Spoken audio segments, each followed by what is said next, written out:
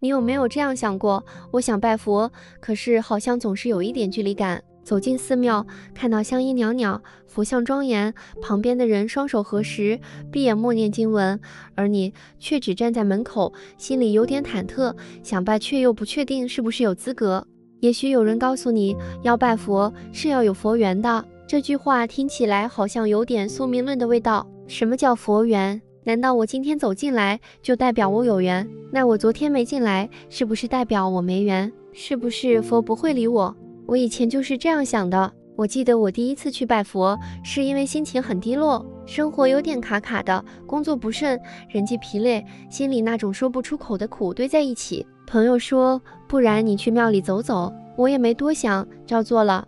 站在佛像前的那一刻，我突然问自己，我这样算是拜佛吗？还是只是想找个地方逃避？那个时候，我对佛法几乎一无所知，甚至有点排斥宗教。可不知为何，那尊佛像给我的感觉不是威严，而是安静、慈悲，像是没说话却懂你一样。可是，当我回家后上网一查，就看到很多人在讲佛缘这个词。有人说，你如果没有佛缘，是不会进佛门的。也有人说，不是每个人都能学佛，佛只渡有缘人。我一度被这些话搞得很困惑，我到底算不算有佛缘？如果没有，是不是不该拜佛？更奇怪的是，拜佛这件事怎么变成了要被选上的感觉？这就是我开始深入了解佛法的起点。我不甘心就这样被一句你没佛缘排除在外。我觉得，如果佛法真的是讲平等的，那怎么会只挑人来堕？于是我开始问自己，也开始找答案。拜佛真的需要缘分吗？缘分这两个字，其实我们生活中常常挂在嘴边。朋友介绍新认识的人，我们说我们很有缘。失去了一段感情，也会安慰自己，可能就是没缘吧。但我们有没有认真想过，什么才叫做缘分？在佛教里，这个词其实有非常特别的意义。佛法讲因缘，说的是一种宇宙运作的规律，此有故彼有，此无故彼无。意思是，这个存在是因为那个存在，那个消失，这个也就不存在了。一切事物的发生，不是偶然，也不是天注定，而是因为条件成熟了。所以，缘不是天赐的好运，也不是神秘的巧合，而是一种条件，是构成某件事情能够发生的元素之一。我们今天会坐下来看这支影片，不就是因为某些条件刚好凑在一起吗？你可能滑着手机，刚好看到这个标题，刚好今天心情适合思考，也刚好你对拜佛这件事心中有一些疑问，这些刚好就是缘。所以从这个角度来看，我们每个人其实都在不同的时候与佛产生过缘分，不一定是跪在佛前，也许是某次偶然听到一句佛经，也许是朋友随口提到一句佛理，让你心里产生一点共鸣，甚至是你在迷茫的时候，无意间看到南无阿弥陀佛这几个字，你停下来了，内心有一丝宁静，那一刻其实就结了一个佛缘。缘分不一定要轰轰烈烈，有时候只是一个安静的契机。它不是资格审查，不是门票，也不是一种天选之人才能拥有的东西。相反，它常常出现在那些我们最不经意的时刻里。而我后来发现，这个世界上其实没有所谓没有佛缘的人，每一个生命都有可能和佛产生连结，只是有些人还没遇见那个让他停下来的契机罢了。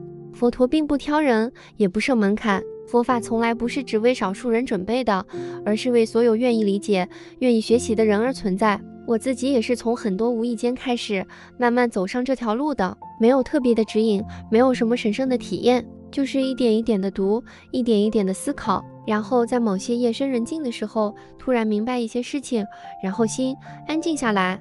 我发现有不少人对佛法是敬而远之的，不是因为他们不相信，也不是因为他们讨厌宗教，而是因为他们心里有一种感觉，自己好像不配拜佛。有些人觉得我平常也没什么修行，哪好意思去庙里拜佛。有些人说我生活这么混乱，念头这么杂，佛会不会不欢迎我？还有些人会说我又不懂经文，也没有师父带领，拜了也没感觉，这样有用吗？这些想法我都理解，因为我也曾经这么想过。我曾经站在佛像前，不知道该说什么，不知道该做什么。双手合十的时候，脑中充满杂念，甚至还在想晚餐要吃什么。我心里不禁想，我这样算拜佛吗？会不会很不敬？但后来我渐渐理解，佛陀要我们拜他，不是因为他需要崇拜，而是因为拜这个动作是一种内心的转向。不是向外求，而是向内看；不是表示我们很虔诚，而是提醒自己要谦卑。拜佛其实不是一种表演，也不是一种形式，而是一个机会，让我们暂时放下外界的喧嚣，回到自己心里。就算你今天站在佛前，满脑子乱想也没关系，重要的是你愿意站在那里，哪怕只有短短的1分钟，那1分钟就是你的心与佛接触的开始。佛陀不会因为你不懂经文就不理你，也不会因为你生活乱七八糟就对你皱眉，因为佛看的是心，而不是表现。你内心有一丝真诚，那就是一条通往佛的路。而且我也想说一个观念，学佛拜佛从来不需要达到某种标准，不需要你每天诵经，不需要你一心清净，甚至不需要你完全理解佛法，只要你有那个想了解想靠近的念头，就已经在路上了。很多人以为修行要很前进，但事实上佛门是给还在痛苦里的人开的。佛法不是用来装饰一个完美人生的，而是帮助我们面对现实，转化烦恼的。所以啊，如果你也曾经怀疑自己是不是没资格拜佛，那我想跟你说，你已经准备好了，因为你开始问这个问题的那一刻，缘分就已经开始了。现在很多人说现代人太忙了，没时间去拜佛，但我觉得与其说没时间，不如说我们已经忘记了自己其实是需要静下来的。在这个资讯爆炸的时代，我们每天滑手机、看新闻、回讯息，脑袋根本没停下来过，身体还没累，心就先累了。可是你有没有想过，当你选择去一座庙里拜佛，其实你做的不只是去拜而已，你是在给自己一个机会离开喧闹，进入静默，从坐中暂停转向在。那一跪一拜其实是一种身心的对话，你不是在向外祈求什么神迹，而是在提醒自己，我愿意低头，愿意谦卑，愿意面对内心的浮躁与不安。当你走进佛堂，看到佛像端坐不动，你会发现那份安定会慢慢感染你。佛不动，光不语，你却在心里感受到一种平静，那不是幻觉，那是你的心在向内靠近的证明。这就是为什么有些人一进佛堂就忍不住想哭，不是悲伤，而是一种释放。你终于找到了可以暂时放下烦恼的地方，不用装坚强，不用解释，也不用被评价。而且你会发现，不懂经文也没关系，你不用先变成理论通，也不用强迫自己一开始就坐得住。佛法不是一门要考试的学问，它是一场关于回家的旅程。你可能会说，但我还是常常心不定，念头很多。我想说，那也没关系，修行不是要马上变好，而是愿意持续回来。就像拜佛，不是一次就会改变你的人生，但每一次跪下，每一次合掌，都是你和内心对话的机会。就算你今天只是来坐一下，拜一下，哪怕什么也没感觉，你还是做了一件很珍贵的事，你没有逃避自己。在现代社会里，这样的时刻已经很稀有了，所以不要小看那一拜，它可能就是你和佛结缘的开始，也是你和自己和解的开始。我们常常听人说还没有佛缘啦，这句话听起来像是借口，但很多时候是一种真实的感觉。你想靠近佛法，却总觉得心里隔着什么，那不一定是抗拒，有时候只是陌生。但你有没有想过，所谓的佛缘并不是只能等来的，佛经里并没有说缘分不来就不能修行，反而一直在说万法由心生，意思是你的一个起心动念就是最初的因。佛法不会拒绝任何人，但你必须自己踏出那一步。就像打开一本书，你不翻开它，里面写了什么你永远不会知道。佛经也一样，你不去碰它，它不会强迫你了解什么，但只要你愿意翻开那第一页，你就开始了自己的修行。很多人把佛法想得太神圣，觉得那是出家人、法师才有资格深入的领域，但你知道吗？佛陀当初说法的对象不是学者，也不是修行几十年的大德，而是普通人、农夫、商人、家庭主妇，甚至是罪犯。佛法从来不是精英教育，它是活生生的人生智慧。所以拜佛需不需要缘分？我现在会这样回答，是的，但你可以自己创造这个缘。每一次你愿意放下手机，静坐几分钟，每一次你愿意听一句佛号，不管懂不懂，每一次你选择善念，不为业余所动，这些都是你与佛之间缘分的累积。而且佛缘不需要完整，它可以是一点点、一丝丝的开始。你可能只是看了一部佛教电影，听到一句话心里一震，你可能只是参加朋友的法会，被现场的氛围触动，甚至你今天只是无意间在 YouTube 上看到这支影片，这些都可以成为缘的种子。佛法不会急住开花，它只是等你给它水，给它光。慢慢的，有一天你会发现，原来那颗种子早就在你心里了。拜佛不是等佛来选你，而是你愿意向佛靠近的那一刻，佛已经在等你了。这里我想再说一个故事，一个我很喜欢也很感动的佛教故事。传说在很久以前，有一位樵夫，天天上山砍柴为生。他不是修行人，也没读过什么佛经，但他心地善良，不喜欢伤害生命。有一天，他在山林中砍柴时，突然被一群蜜蜂围住。那些蜜蜂可能是误以为他要伤害他们的巢穴，于是嗡嗡地飞来，围绕着他。他当下没有慌张，也没有发怒，更没有去驱赶他们。他只是静静地站住，然后对住蜜蜂说：“你们也有佛性，若我有朝一日能够修成得道，我一定会回来度你们。”这句话只是一个当下的念头，那位樵夫也许自己都没太当回事。他说完后继续过自己的日子，可就在那一刻，他和那群蜜蜂结下了一个难以想象的深缘。故事说，很多年后，那个樵夫转世成了佛陀的大弟子之一目犍连。而在一次随佛陀行脚的旅程中，他来到一个陌生的村落。这个村庄的人出奇的热情，不只对他非常恭敬，还主动请法，请教佛理。后来，佛陀微笑着对他说：“你还记得那群蜜蜂吗？他们就是这些村民。你可以不相信轮回，但你一定会感受到这个故事想传达的。一个不起眼的善念，可以跨越时间、空间，甚至生命。这故事并不是在说你今天说一句好话，来生就会变神仙，而是在提醒我们，缘分从来不是计划来的，它是自然发生的，是当下内心的状态所产生的结果。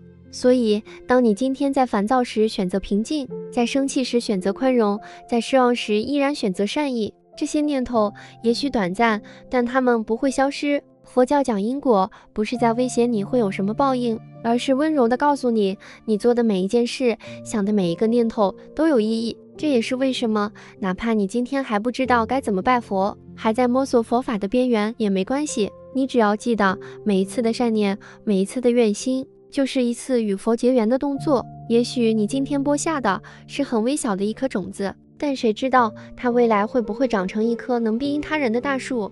有些人会说，我又没时间拜佛，也没空去诵经，怎么可能跟佛有缘？但其实与佛结缘不一定要在庙里跪下来点香敲木鱼，真正的佛法从来不只是藏在经书里，它也活在我们每天的生活中。比方说，你早上起来时对家人说了一句温柔的早安，那一刻你带着善念，也带着尊重，这就是佛法。你在公司看到同事情绪低落，主动关心一句，哪怕只是一句你还好吗？那一点点的慈悲心，其实就是佛性在你心中现起。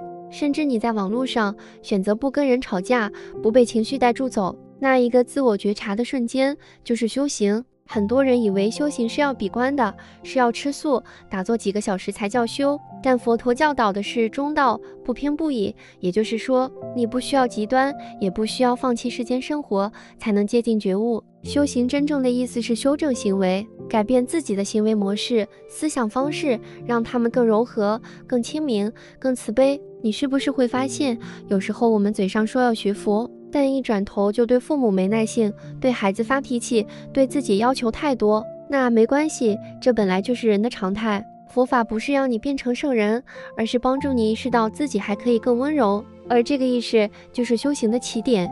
所以不用等到有空、有钱、有师傅、有团体才能学佛，真正的佛缘是从你愿意开始的那一刻就已经在了。而且你会慢慢发现，佛不只是在寺庙里，它也可能在你母亲煮的一碗汤里，在你坐车时让位的那个瞬间，在你夜里辗转难眠时突然涌起的那句我想好好过生活。这些不起眼的小时刻，就是你内心跟佛相应的时刻。你不需要在每次拜佛时都感受到什么神秘能量，有时候一份平静，一个呼吸，就是佛的回应。所以回到一开始的问题，拜佛真的需要缘分吗？我会说，不如说佛缘其实是我们每天用心生活的结果，它不是天上掉下来的礼物，而是我们内心选择活得更真实、更亲民的证明。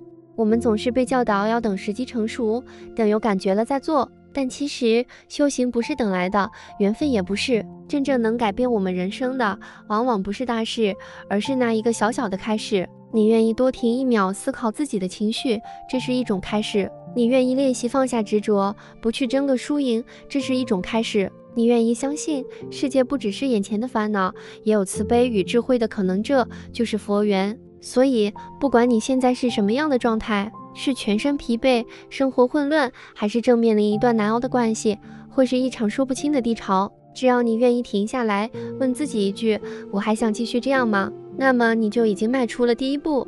佛法从来不会嫌你来得太晚，佛也不会责怪你迷了太久。只要你转身，它就在那里，静静的，像从没离开过。我们常说人生如梦，但佛教想提醒我们的不是虚无，而是让我们看清，既然一切无常，那我们更应该珍惜当下，好好修心，不要因为还没准备好就不去拜佛。因为拜佛不是一场表演，不是给别人看的金钱，它是你内心最真诚的自我对话。你可以慢慢来，这条路不急，佛不催你，但也请你相信，只要你愿意走，每一步都会有人为你点灯。也许你现在还在门外徘徊，还在想，我真的能进佛门吗？那我可以告诉你，你已经在门口了。这条路不需要特别的身份，不需要什么条件，它唯一需要的就是你的愿意。愿意开始，就是佛缘最温柔的证明。所以，不要再问我有没有佛缘，因为你现在还在听，还在想，还在寻找，你就是那个有缘人。如果你听到这里，谢谢你愿意花时间静静地陪我走完这一段话。我们这个频道会继续分享更多关于佛法的思考、故事，还有我个人在修行路上的疑问与发现。如果你也觉得这段内容有帮助、有共鸣，记得订阅我们，开启小铃铛，这样就不会错过新的影片了。也欢迎留言告诉我，你是什么时候开始对佛法产生兴趣的？你觉得自己是那个有缘人吗？谢谢你的聆听，我们下次见。